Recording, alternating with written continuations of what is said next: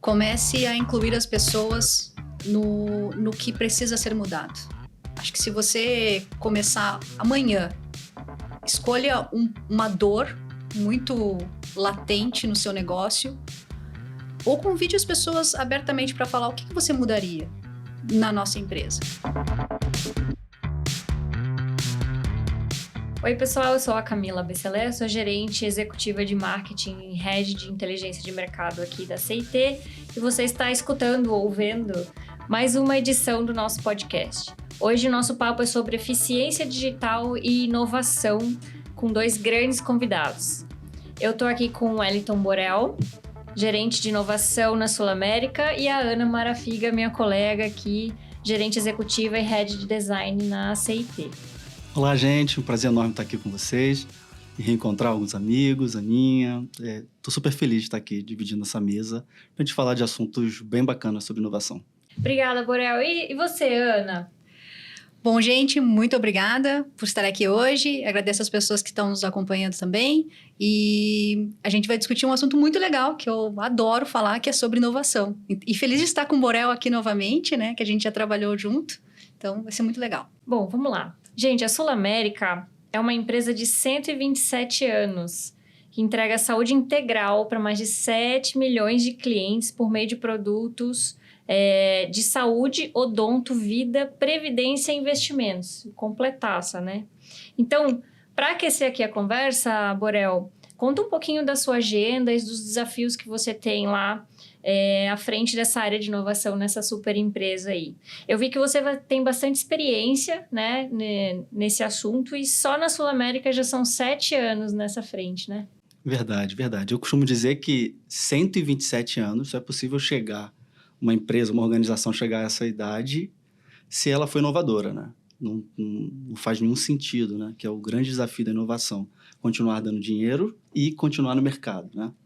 Se manter no mercado através sustentavelmente, financeiramente falando, né? A minha agenda, basicamente, a Sul América tem uma área de inovação. Essa área de inovação, ela tem um time multidisciplinar e tem uma estratégia bem definida hoje como que a gente atua como área de inovação. A gente tem um desafio de fazer inovação aberta e inovação fechada. Eu tenho os meus, que eu brinco, né, que são os meus binóculos humanos, né, que são meu time, estão alocados, né, dentro das áreas de negócio, achando problemas, achando oportunidades para fazer inovação. Uma vez que a gente acha essa oportunidade, algum problema claro, com um dimensionamento interessante para a gente, assim, aí a gente começa uma jornada para fazer essa inovação. Basicamente, o nosso foco, ele é um foco no core business da Sul América, como você mesmo disse aí, saúde, odonto, vida, prévia e investimento. Então, a gente tem um foco tanto para fazer inovação fechada e inovação aberta, especificamente nesse core. A gente olha também para o que a gente chama de core expandido, que é o nosso novo posicionamento da marca da Sul América de saúde integral. Quem acompanhou a Sul América, é bem recente esse posicionamento. Como posicionamento de saúde integral, a gente chama de core expandido, né? Que é ali a gente começa a olhar novos produtos digitais, novos serviços que se conectam com o nosso core business, né? Mas que ali a gente já começa a pensar em novos ativos digitais, podendo gerar novas fontes de receita também. Em uma outra esfera de atuação, de inovação, a gente atua nas adjacências, né? Que é em torno desse core business, em torno do core expandido, como que a gente pode pensar novos produtos para gerar também novas fontes de receita e olhando para um cenário de médio e longo prazo, né? Então, dentro da nossa estratégia, a gente atua dessa forma, né? Nessas esferas, né? de inovação. Pode dizer que é uma inovação 360. Pega de tudo um pouco, por cima, por baixo. Eu acho que a gente vai falar vai detalhar um pouquinho mais, né? Mas se a gente olha hoje para o cenário Sul América, uma empresa que já tem a gente considera evoluiu bastante na maturidade em relação à inovação, você vê muitas áreas, tanto nas áreas de negócio quanto nas áreas estratégicas ligadas à inovação, fazer muito inovação incremental, né? Evoluindo os produtos, né? Focado para termos mais eficiência operacional, resultados de curto prazo, né? Então, a Sul América tem muitas áreas e a CIT ajudou muita gente nesse início, nessa construção para trazer resultados em curto prazo, né? Então, a gente precisa olhar para esse curto prazo, mas também a gente precisa olhar para um médio e longo prazo, né?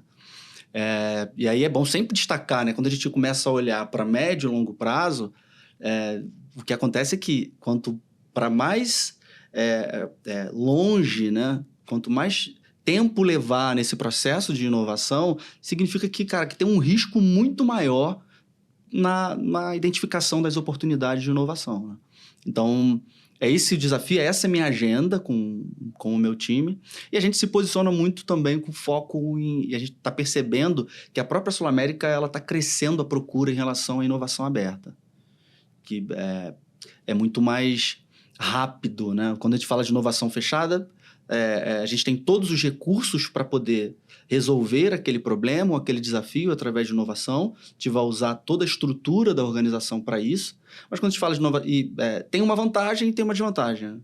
Para a inovação fechada, leva-se um pouco mais tempo, talvez seja um pouco mais caro. Inovação aberta, não. Já alguém, alguma outra empresa, seja uma startup ou seja um instituto de pesquisa, já resolveu aquele problema e a gente consegue acelerar, né, as inovações. E a gente tem crescido bastante as oportunidades de inovação aberta na Sul América também, e a gente utiliza isso com muita frequência. É muito interessante, né? E a Ana também, né, Ana? Eu acho que isso aqui tem muito a ver com design, com engenharia, com desenvolvimento. Daí eu queria entender também a tua visão sobre isso. Vocês trabalharam juntos, né? Sim, foi um prazer trabalhar com o Borel. Nós desenvolvemos juntos algumas iniciativas que foram bem sucedidas dentro da Sul América. E acho que se deveu a um trabalho muito bem feito de estruturação de transformação digital. Nosso trabalho junto começa com pilares da transformação digital, que é trabalho integrado realmente, remover os silos, tentar pensar a tecnologia não como um backlog de projetos, mas, através de pequenos experimentos com o ROI muito bem definido, fazer uma defesa, um teste em ambiente real e o pensamento disso para a escala. Então, acho que a gente... E através desse pensamento de começar pequeno, de aprendizado contínuo, de trabalho integrado, a gente conseguiu trabalhar com vários assuntos que eram complexos, mas que começaram a ser solucionados de uma forma simples. E acho importante o papel de como a gente tratou os limites de regulamentos, né, de leis que existem em torno da inovação. Acho que é importante falar sobre isso, sobre um ambiente inovador precisa de leis e de regulamentos específicos. A gente não burlou nenhum, mas a gente se aproveitou de todas as regras da forma mais inteligente possível. E com isso a gente conseguiu lançar soluções que resolviam problemas reais e se aproveitavam do que a tecnologia tinha de ponta. Alguns dos exemplos do que a gente desenvolveu junto, na pandemia, a Sul América conseguiu continuar apoiando os seus clientes através do Saúde na Tela, que possibilitava que você fizesse consultas do seu celular na sua casa sem sofrer os riscos de ficar circulando. A gente fez também um processo 100% digital de apólices de seguro de saúde para mexer em indicadores de ESG. Então, a gente tem menos consumo de papel, menos emissão de gases, por causa deste processo que era digital também mantinha as pessoas interagindo em segurança. E quando eu falo sobre essa questão da regulamentação, tem assinatura digital envolvida, tem uma série de questões que simplificam a vida das pessoas e que a gente precisa de soluções digitais para isso. A gente também olhou os clientes que precisavam de seguro de vida, pessoas que estavam em situação, digamos, mais vulnerável, e conseguimos pensar em produtos que eram produtos de negócio e se conectavam com soluções digitais. Isso tudo é inovação, isso tudo resolve problemas reais e entrega um valor real para as pessoas que utilizam. E para mim, acho que o que conecta design e inovação é isso. Olhar o que pode trazer retorno, que vai se aproveitar das tecnologias disponíveis e fazer isso se conectando com o que soluciona as questões que as pessoas enfrentam todos os dias. Bueno, acho que é bem por aí mesmo. E complementando esse assunto agora, interessante, né? Como a construção dessa estratégia, essa governança de inovação para gerar impacto no negócio demanda cada vez mais eficiência, times de elite, estruturas organizadas, áreas de TI bem estruturadas. Conta um pouco para nós como precisa funcionar essa interação entre a área de inovação e TI. Esse ponto aí tem assunto pra caramba, né? É muito importante que exista uma estratégia de inovação bem clara e acordada com a camada executiva. Por quê? Porque dependendo de como é o processo de inovação, no nosso caso lá, a gente já evoluiu um pouquinho nesse tema, mas mesmo assim a gente ainda tem uma área de inovação, né? Então, na perspectiva da área de inovação, existe uma alta dependência de uma área de negócio. Porque eu preciso, com o meu time, bater na porta dessa área de negócio para capturar oportunidades, problemas, e fazer todo um processo de engajamento, né? Porque, especificamente no meu caso ali, eu não tenho um time completo, né? Até com desenvolvedores e etc. Mas quando a gente olha na perspectiva de uma área de inovação, existe uma alta dependência. Então, para isso, tem que ter um alinhamento executivo muito bem orquestrado e uma governança de inovação clara, bem definida. Agora, quando a gente olha na perspectiva de uma área já estruturada, que tem todas as competências necessárias, seja... vou te falar aqui alguns papéis, e Aninha, fica à vontade de me complementar, né? Eu tenho ali desenvolvedores, eu tenho um gerente de produto, né, o PM, né, que tenha um dono do produto, um PO, que são papéis de composições que pertencem a uma composição de um time que esteja completo, né, e que tenha condições de tomar a decisão e de conduzir esse processo de construção de um produto, de uma solução, fica muito... você tem mais facilidade para desenvolver novos produtos ou achar soluções, né? Então, dependendo da empresa, tem essa estrutura já montada, já disseminada, né, ou com squads de trabalho. Então, isso bem definido dentro da organização. Ou pode ter um cenário onde existe uma área de inovação que faz que traciona essas oportunidades. Especificamente na Sul América, a gente tem os dois cenários. No meu caso, como é que eu resolvo essa alta dependência de uma área de negócio para ter uma oportunidade? A gente construiu um fórum de inovação. Esse fórum é um rito mensal com 15 heads e os problemas eles podem vir por essa esfera, por esse rito. Então, você já tem ali problemas priorizados, oportunidades priorizadas, né? E ali a gente faz mais uma deliberação. Esse assunto, essa oportunidade segue, essa oportunidade estaciona. E aí você começa... tem um engajamento. Como, por exemplo, vamos lá, eu tenho 10 oportunidades de inovação que veio através desse fórum e já estão priorizadas. Então, da esfera superior, eu brinco que são os seres superiores, eles deliberam ali e falam, olha... podemos seguir com essa oportunidade aqui, essa aqui não. As que foram aprovadas para seguir, a gente já consegue engajamento e tem um empoderamento dessas áreas para poder tracionar as oportunidades, né? Você acha que a gente poderia dizer que existe já um mindset de inovação estabelecido na Sul América? Olha, nós temos ainda alguns desafios, mas nós já evoluímos bastante em relação a essa... o simples fato de você ter uma governança definida, com um processo bem definido ali, eu acho que é uma evolução muito grande, né? Mas quando a gente fala de inovação, a gente precisa lembrar que, assim, que tem a ver com assumir riscos, né? Então, no nosso cenário, é uma empresa, uma seguradora, o apetite a risco ainda tem suas limitações e a gente sabe disso, a gente discute muito nos fóruns, né, nas oportunidades, né, mas que precisa evoluir, né? Eu acho que temos muita coisa ainda para evoluir em relação a isso.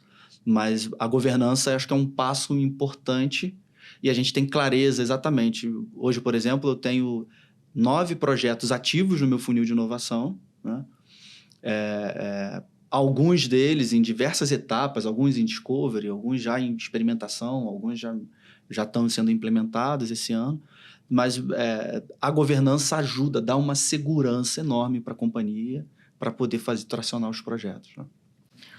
Ana, eu acho que isso traz também o assunto de silo, né? Porque falar de governança, falar de mindset de inovação, falar de inovação assim, de forma fluida dentro da companhia, exige a quebra de silos, né? Eu acho que o que é interessante, que o Borel falou, é que as pessoas que estão acelerando os assuntos de inovação, eles não estão isolados, eles não fazem parte de um grupinho que fica lá definindo o que é o futuro da humanidade. Não, eles estão dentro dos times, trabalhando de uma forma multidisciplinar, então estão em contato direto com outras disciplinas para pensar junto o que vai trazer realmente retorno. Porque quando você une as disciplinas de design, de dados, de engenharia, de inovação, você entrega eficiência não por fazer mais, mas por fazer melhor. Então, se discute muito, vou fazer mais com menos. E a gente fala em fazer melhor com menos, que é muito diferente. E como é que você consegue fazer isso?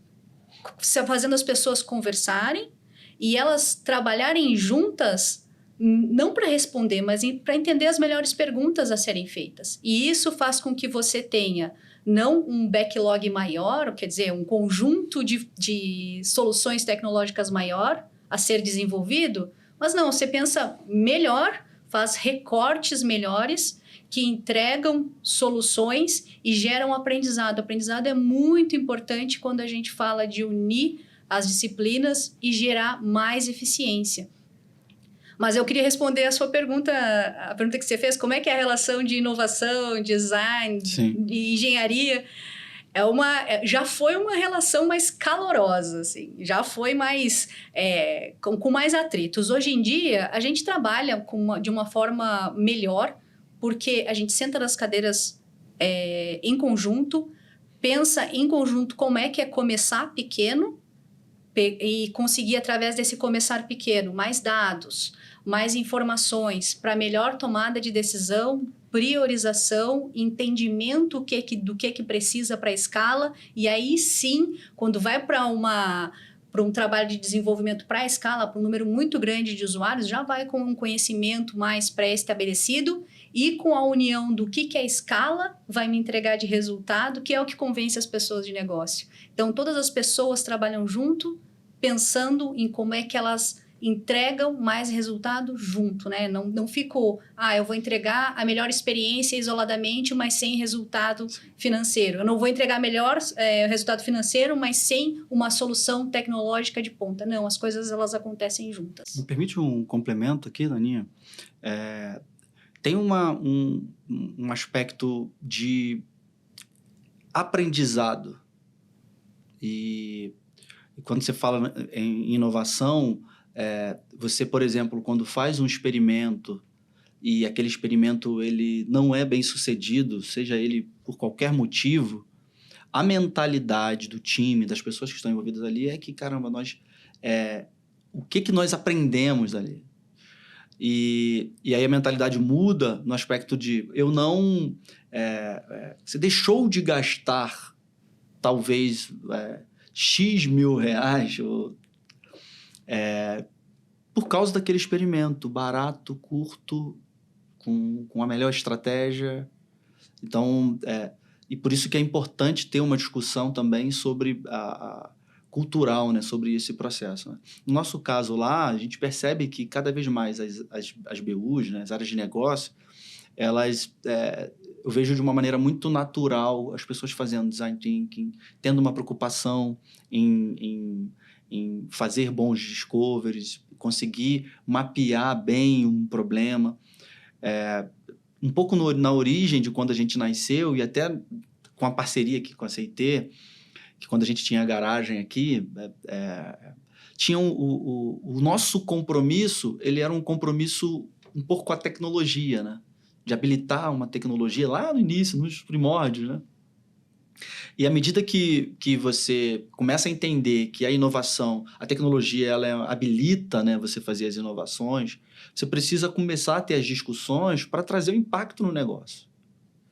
Então, já os nossos discoveries, eles têm esse compromisso de dimensionar bem o problema que a gente tem, a escala, se a gente resolve aquele problema, o quanto que aquilo pode ser escalado para poder trazer um impacto e fazer a mudança, mexer no ponteiro de negócio, né? Então, hoje, por exemplo, a gente tem esse compromisso, né? Eu não toco, por exemplo, nenhuma oportunidade que não esteja linkada a essa estratégia, que possa gerar um impacto no negócio.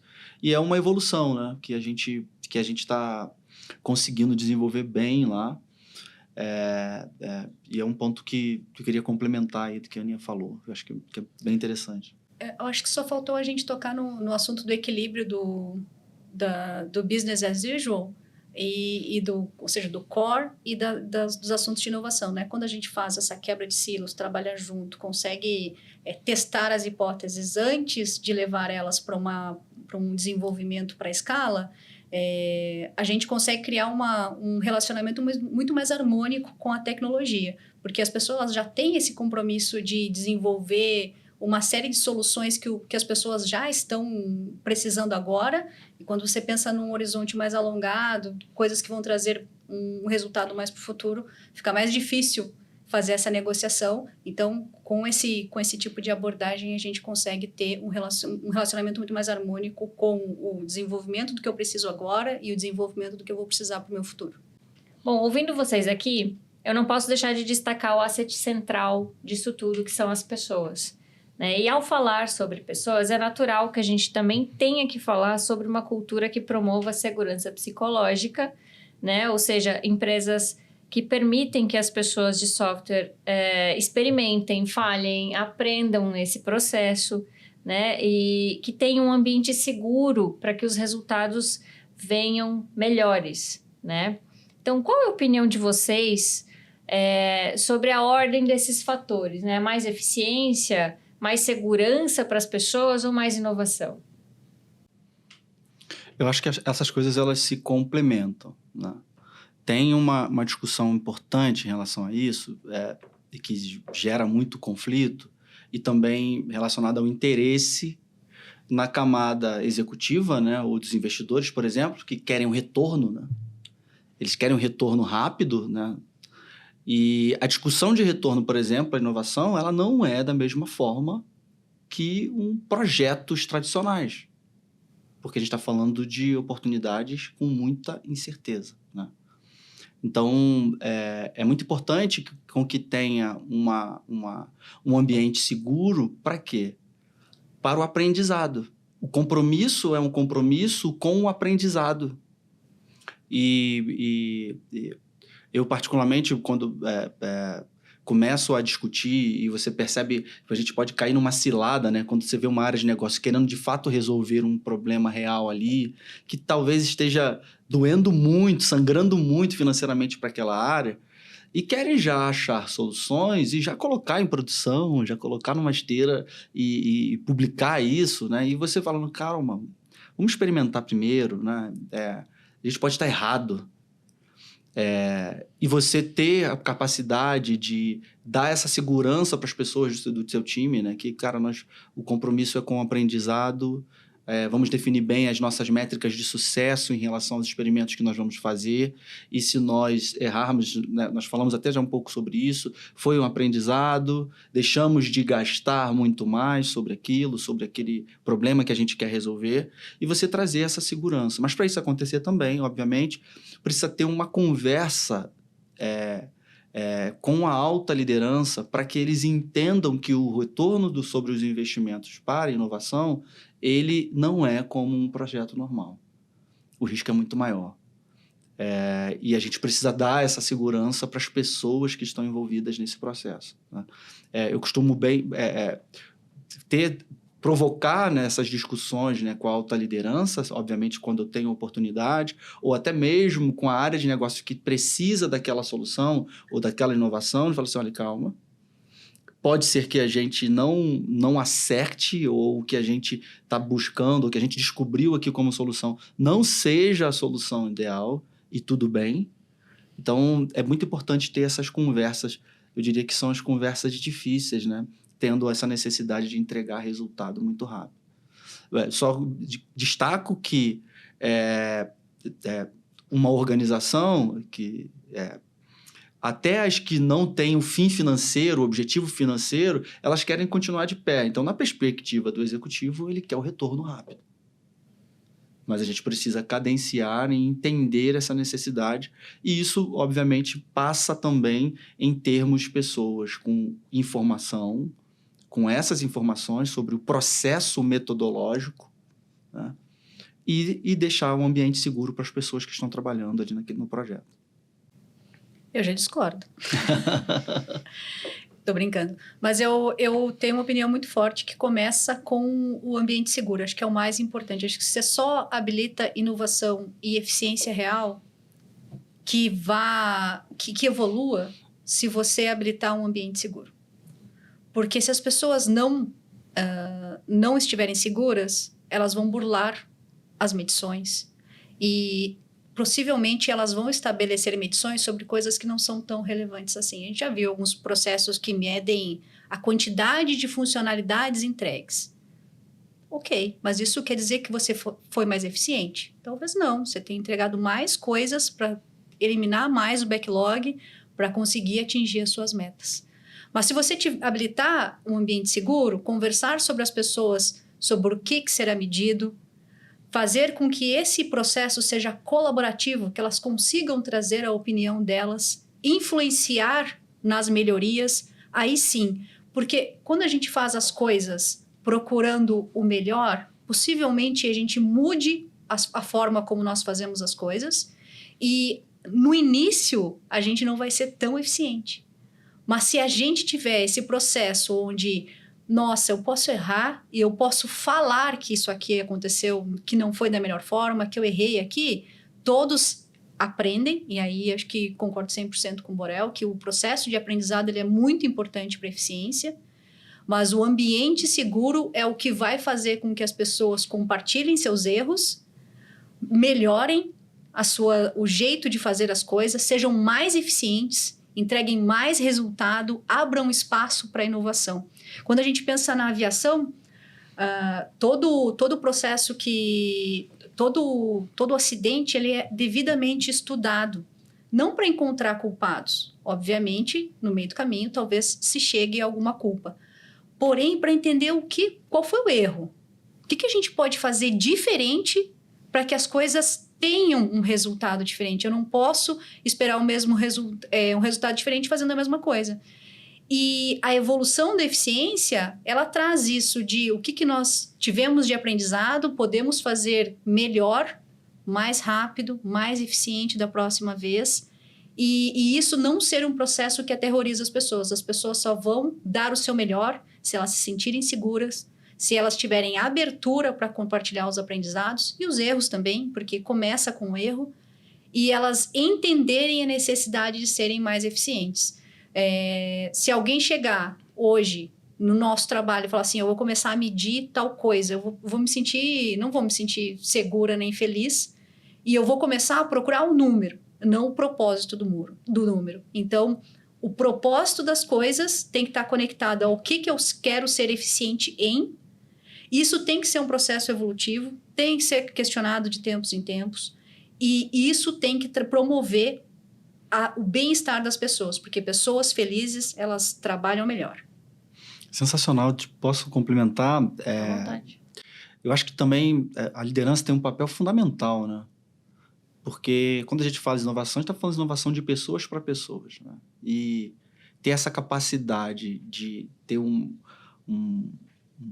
espaço, um canal aberto para as pessoas também conversarem, abrirem suas dificuldades, né?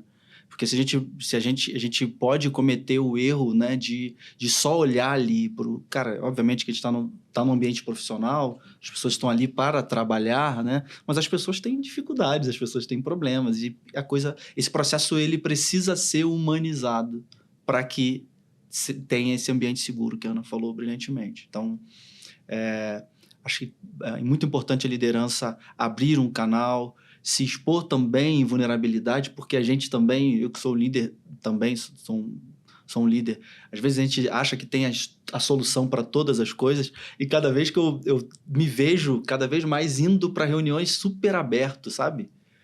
Cara, eu não sei o que fazer e eu confio no time, eu acho que a gente vai achar a solução junto. Eu acho que isso é muito bonito e factível, né? Eu sou muito colaborativo no sentido de não consigo fazer nada sozinho, né? Não sei se você é assim também, Aninha, mas tem já me vi várias vezes sem saber ir para discussões ou para conversas e me expor em vulnerabilidade no sentido de poxa, gente, eu tô preocupado com isso aqui, eu não sei como nós vamos resolver, mas alguém aqui já teve essa experiência ou já pode compartilhar ou tem alguma ideia. Eu acho que isso é fantástico nesse processo, né? E eu acho que isso contribui, né, com um ambiente seguro. É sobre essa diversidade, né, de pessoas, de pensamentos, né, e construção em conjunto, né? Acho que é daí que sai a verdadeira inovação, né? E puxando já outro tema agora eu vou começar com a Ana. Porque eu sou mais legal, né? Fala, sempre, né? Parte das empresas que chegam no topo dessa montanha de transformação digital ainda buscam um equilíbrio para, de fato, conquistar o impacto que elas desejam, né? E na opinião de vocês, o que realmente é ou não é esse balanço? Qual que é o equilíbrio necessário para o sucesso do negócio? É sobre eu dar conta desse meu backlog que vocês estão comentando, né? Ou é olhar para frente? Como que fica essa balança entre os furos que eu preciso resolver agora, para já, e esse olhar para frente? Eu acho que... Eu não sei se eu vou conseguir responder com obviedade não com obviedade, mas diretamente a sua pergunta. Mas o que eu entendo é que hoje a gente não exerce ou deveria exercer mais o olhar para o todo e exercer priorização. A gente quer fazer tudo ao mesmo tempo. Então, eu quero fazer inovação e eu quero entregar ou fechar os buracos no meu software. E acho que isso causa ansiedade, isso causa uma série de problemas que poderiam ser melhor tratados. O que eu acho? Que você deveria fazer uma distribuição, olhar o que você tem continuamente, saber que isso não tem uma resposta única. Talvez em alguns momentos você vai priorizar muito mais fechar os buracos. E vai ter alguns momentos onde você precisa desenvolver para inovação. O bom balanço é que isso sempre seja uma decisão intencional. Eu quero que o meu negócio seja assim neste momento. Eu quero que a minha tecnologia seja assim neste momento. Eu quero que a experiência que eu vou prover para as pessoas neste momento seja assim. Então, o balanço entre eficiência e inovação, entregar o que eu já prometi e ter um compromisso com o futuro, é eu sempre colocar na balança que eu posso fechar os meus compromissos, fazer as minhas entregas, mas se eu não estiver continuamente me preparando para o futuro, e isso precisa de uma reserva de orçamento, de tempo, de dedicação, e tem que estar previsto também quando eu faço o planejamento, quando eu estou distribuindo tempo, recurso financeiro, quando eu estou distribuindo atenção. E acho que essa é o melhor jeito de fazer as coisas, né? Eu saber que eu tenho que, se eu tiver só fechando gap, só fechando lacuna, o meu negócio ele vai ter um horizonte mais curto, porque eu estou resolvendo hoje, mas eu não vou estar preparado para os desafios do amanhã. Se eu tiver só olhando os desafios do amanhã, eu não vou rentabilizar hoje e não vou entregar o resultado que é necessário para me mover para o amanhã. Então, eu tenho que ter uma fatia de tempo, atenção, pessoas, compromissos, olhando para o futuro, mas sabendo que eu preciso também entregar o presente. Então, decisões equilibradas, eu diria. Eu gosto de dar um exemplo do esporte aqui, do futebol. Eu joguei futebol, não sei se você sabe, Aninha. Eu tô sabendo. Mas quando ele disse que jogou, diminui as expectativas, né? Não, mas eu quase me profissionalizei quando eu era saindo da adolescência para a juventude.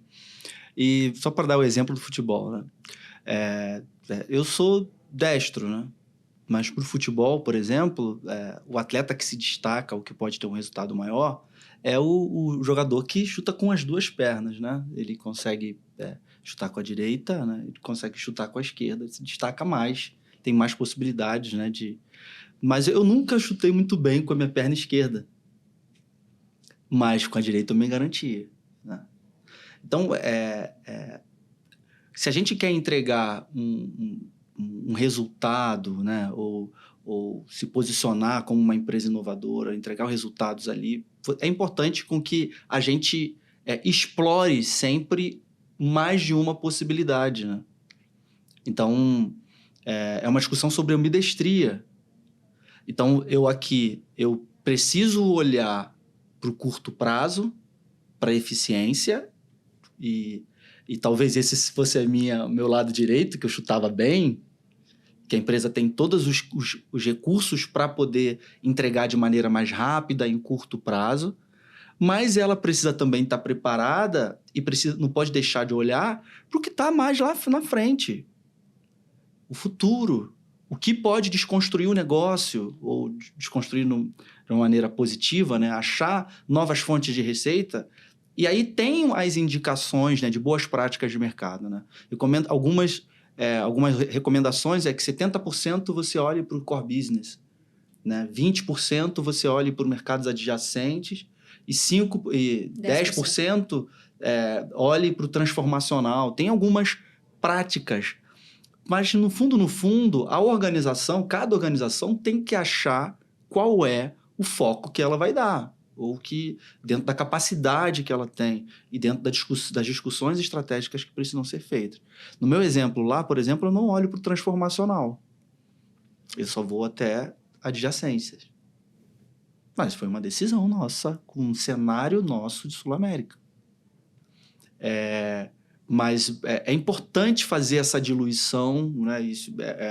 E é preciso olhar ali para o curto prazo, com eficiência, entregar resultado rápido, e também a gente precisa olhar para o futuro, pensando em como fazer essas inovações, olhando um pouquinho a longo prazo, né? E eu acho que é uma discussão bem, bem atual, num cenário pós-pandemia, no cenário econômico mundial, onde tudo está conectado e a gente é afetado por tudo, né? Hoje as empresas, os investidores, eles estão mais cautelosos. Isso significa fluxo menor e talvez um orçamento dedicado à inovação. Talvez agora e nos próximos anos seja muito mais o desenvolver a adjacência, né? Sim. O transformacional, ele fique um pouco mais difícil de ser desenvolvido, porque o horizonte mais longínquo, ele é tão incerto que você tem mais dificuldade de fazer um cálculo, de conectar o que eu estou fazendo hoje com esse futuro mais abstrato. E aí se você tiver um grupo muito eficiente, talvez você esteja mais habilitado a conversar sobre horizontes mais longos, porque atualmente você está menos comprometido em fechar gaps, está muito mais conectado em gerar receita, propósito, enfim, você já tem uma estrutura mais otimizada. Empresas que passaram por transformação digital normalmente vão enfrentar mais isso, de já estarem bem estruturadas para conseguir habilitar processos de inovação, tanto transformacional quanto olhando para horizontes mais longos. Mas eu acho que o mercado vai ter essa característica de estar mais cauteloso, e a inovação, talvez, em vez de estar olhando um horizonte mais longo, ela puxe mais para um horizonte mais curto e muito conectado com o resultado, e isso utilizando a eficiência que eu já tenho para poder justificar iniciativas de inovação. Um ponto bacana também nisso, complementando sua fala, Aninha, é que a empresa não pode perder os dois eixos, né, em relação a essas oportunidades, né? A temporalidade, toda empresa ela quer se permanecer no mercado, né? A gente está falando hoje de um mundo muito competitivo, então eu lembro que lá na garagem, não sei se você lembra, Aninha, que tinha lá no WeWork, a gente tinha um papel A1 de uma pista de corrida que tinha um elefante e tinha aqueles cachorrinhos magrinhos de corrida, não sei se vocês... Galgo. Tipo dálmata e tal. Aí tinha uma pista daquelas de um banco de areia, né, de corrida, que tinha um elefante que estava na frente, monstruoso, grandão, assim, e os cachorrinhos do lado dele, né? Então, a gente está falando... É como se fosse as startups, né, que nascem, que são pequenas, enxutas. Então, a gente está falando de um mercado muito competitivo, que as coisas estão mudando muito rápido. Então, o desafio da temporalidade, que é isso que você falou sobre os horizontes, a gente não pode perder a vista disso, sabe? Porque a gente precisa olhar lá para o futuro. Para a gente continuar no mercado, a gente vai precisar olhar para o futuro. Agora, para eu continuar sendo sustentável financeiramente, é importante olhar para essas eficiências, para eficiência operacional, para entregas de curto prazo, que vai mostrar que, cara, nossos produtos e nossos serviços são seguros e a empresa vai continuar dando lucro. Então, quando a gente faz essa discussão, é importante a gente lembrar da temporalidade e de se manter sustentável financeiramente. Isso serve para qualquer negócio. Serve, inclusive, para uma startup, serve para uma big corp, serve para uma instituição sem fins lucrativos, né? Serve para qualquer tipo de coisa, né? Para qualquer tipo de negócio. Eu acho sobre o jogo da sobrevivência, né? Não necessariamente sobre ganhar, mas sim sobreviver, né? E a Sul América está mostrando que já com 127 anos, você não vive 127 Sim. anos and counting, né? Sim. Sem inovar, sem estar preocupado com esse balanço, né? Entre manter o seu backlog em dia, atendendo, falando português, claro, atendendo o cliente no final, né? Com toda a maestria possível e olhando para frente ao mesmo tempo, né? E aí, pensando nisso, como a gente está vivendo agora, nessa última milha aí entre o passado, que seria sobre se transformar, né? O hoje, que é estar totalmente digitalizado, né? E o futuro, que é essa eficiência digital, o papel da liderança muda, né? A liderança e a inovação muda. Ninguém ensina isso, né? Como que é esse papel novo da liderança e inovação para você, Borel? Acho que é facilitar, né? Facilitar a comunicação entre áreas, né? Proporcionar e contribuir esse ambiente seguro, que a Aninha falou muito bem aqui. Estar aberto também a novas possibilidades, né? Porque, como eu falei também um pouquinho atrás, né, o líder, às vezes, ele acha que sabe tudo, né, e a gente não sabe tudo, a gente precisa estar muito aberto a novidades, a criar esse espaço para conversar, né, para poder trocar, para muita troca, muita colaboração.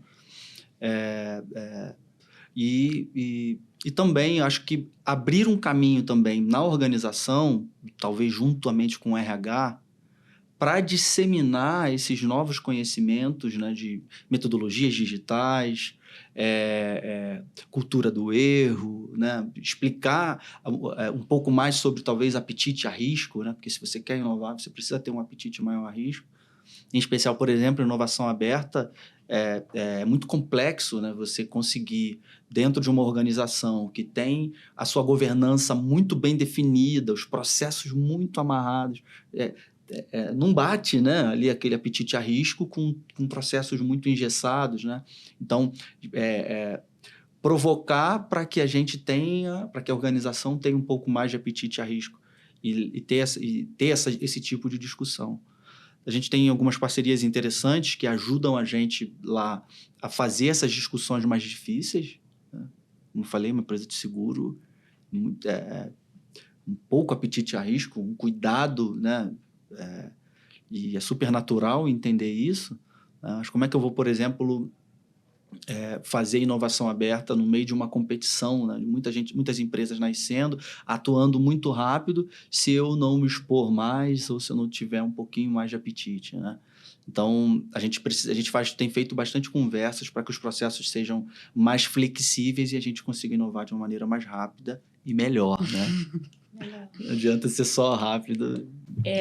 E para liderar equipes de desenvolvimento, Ana, para estar dentro de um cliente como a Sul América, né, que é o cliente da CIT já há tanto tempo, como que a gente lidera isso lá dentro? Eu acho que, indiretamente, o Borel acabou respondendo falando sobre o papel do líder facilitador, que é alguém que garante autonomia e faz as reflexões junto com as pessoas para que as melhores decisões sejam tomadas. Que mostra também que erra, que compartilha, que leva as pessoas ao aprendizado. É muito interessante acompanhar a diferença do papel da liderança. Antes, o líder era a pessoa que mais trazia ideias para a mesa. Hoje, ele é a pessoa que mais facilita novas ideias. Porque quando você tem um líder e ele só ele é o responsável por isso, e ele é responsável pelo direcionamento, acaba que o time vê menos possibilidades de evolução de carreira, de discussões interessantes, de fazer parte. Quando o líder ele consegue trazer para a mesa essas discussões e não ser ele sempre a principal figura, ele fazer com que isso circule, as pessoas se sentem mais engajadas, eu me sinto parte, eu tenho autonomia de decisão, eu consigo propor, né? Eu me sinto seguro para fazer as coisas. E se sentir pertencente é uma das grandes ambições humanas. Eu quero fazer parte, né? A gente quer sempre fazer parte de grupos de amigos, de relacionamentos, de empresas, de lugares. E o líder que consegue fazer isso, facilitar as conversas, fazer com que as pessoas tragam para a mesa suas ambições, suas frustrações, suas ideias de novos produtos, faz com que a gente faça aquilo que você falou em algum momento, que é trazer diversidade, né? Tem ideias que eu tenho que eu sei que outras pessoas não teriam, aquela, né, a mais que se acha. Mas eu também acho que outras pessoas têm ideias que eu admiro muito e que eu penso, nossa, nunca teria essa ideia. Você conseguir se fazer parte de um grupo de pessoas que todos conseguem aportar ideias, conseguem trazer novos métodos para fazer as coisas, conversam, chegam a melhores alternativas, aí sim você conseguiu ter um time eficiente, você conseguiu ter um time participativo, autônomo, que ele, como grupo, ele é mais forte do que como indivíduo. E já foi época, né, não sei se... Eu tenho 45 anos, né? Eu sei que eu tenho cara de novinho, brincadeira. Aquele que já encurtou o elogio, né? Brincadeira. Mas já foi época, né? Onde a gente via as revistas, eu já falei isso algumas vezes, né? Que você via ali a capa do líder super-homem, né? Que ele... você olha assim, ele de lado e tal. E essa época já passou, né? A gente está na época das caras que aparecem ali no resultado. A gente sozinho, a gente não faz nada. E é bacana a gente ter essa tranquilidade, né? Eu acho que traz uma leveza nesse processo, quando a gente não tem... óbvio que a gente até gosta, né? Quando, caramba, eu sei como resolver aquilo, mas eu não sou obrigado a saber tudo. E eu não sei tudo. Mas eu tenho pessoas do meu lado que sabem, que me complementam, né? Isso é muito bacana. Eu acho que lá na Sul América a gente fez algumas coisas que ajudam. E a gente criou uma comunidade, que é uma comunidade que a gente chama de Sulamakers. E lá a gente traz tudo que é conteúdo que conecta a inovação, né? E eu fico muito feliz quando eu vejo alguns alto executivo participando, né? E vira e mexe aparece, eles estão lá. A gente traz temas sempre interessantes, relevantes. Até conselheiros participam lá do conselho e a gente agradece e tal. E ali ajuda. A gente criou, por exemplo, até o SulaCast nasceu da garagem para poder proporcionar, e hoje tem o papo de garagem, que a gente fala só de inovação, tem o papo de transformação digital, que é uma outra área, hoje nem pertence mais à garagem, já está com a área de comunicação, e é justamente para contribuir com essas mudanças culturais que são extremamente necessárias. Né? Para finalizar, eu vou pedir para cada um de vocês aqui um tweet, tá? Uma frase, para deixar de mensagem final para o nosso público. Qual é a mensagem? Qual passo eu posso dar já? O que eu posso fazer na segunda-feira para que a inovação possa ganhar corpo aqui na minha empresa ou local onde eu trabalho? Comece a incluir as pessoas no que precisa ser mudado. Acho que se você começar amanhã, escolha uma dor muito latente no seu negócio, ou convide as pessoas abertamente para falar o que você mudaria na nossa empresa. E o mais importante vai ser as pessoas se sentirem inclusas no que elas falam e você desenvolver a quebra de barreiras própria, porque você vai ficar mais aberto a ouvir os outros. Mas no tweet ouça as pessoas. Comece amanhã, Legal. Ouça as pessoas. Eu também iria nessa linha, né? Transparência no processo metodológico, desde as camadas mais inferiores até as camadas mais superiores. Acho que você conseguir ter um processo claro, transparente, com visibilidade para todas as esferas, acho que é um caminho interessante e complementaria a única forma de você acabar com a cultura do achismo em relação à inovação é através de pesquisas bem estruturadas com pessoas, através de pessoas. Eu acho que isso é um ponto importante que eu comentaria aqui. Eu acho que pode contribuir muito. Excelente papo, gente. Hoje a gente esteve aqui com Wellington Borel, gerente de inovação da Sul América, e Ana Marafiga, head de design aqui da CIT. Muito obrigada, foi uma honra ter vocês aqui falando sobre assuntos tão essenciais hoje em dia. Eu é que agradeço, estou muito feliz de ver a Ana, conhecer você também, Camila. Quero mandar um abraço aqui pro Celhão, pro Léo, pro Diego, pra Dai, pessoas tão especiais. Quando eu encontrei com o pessoal lá na Distrito, eu citei isso, quanto que eu aprendi com a CIT, com essa galera sensacional. Eu só tenho a agradecer e obrigado por dividir a mesa aqui com vocês. Foi muito produtivo. Muito obrigado. Eu queria agradecer toda a conversa que a gente teve, achei muito legal. E mais do que agradecer, eu vou fazer um jabá. Se você quiser começar hoje a ouvir as pessoas, o design ele tem uma série de processos estruturados para incluir as pessoas e para pensar em inovação. E se você quiser continuar essa conversa no LinkedIn, você pode me achar por lá, Ana Marafiga, Head de Design aqui na CIT. Show! E a gente fica por aqui. Eu sou a Camila Besseler, você escutou mais um episódio do CIT Podcast. Até a próxima.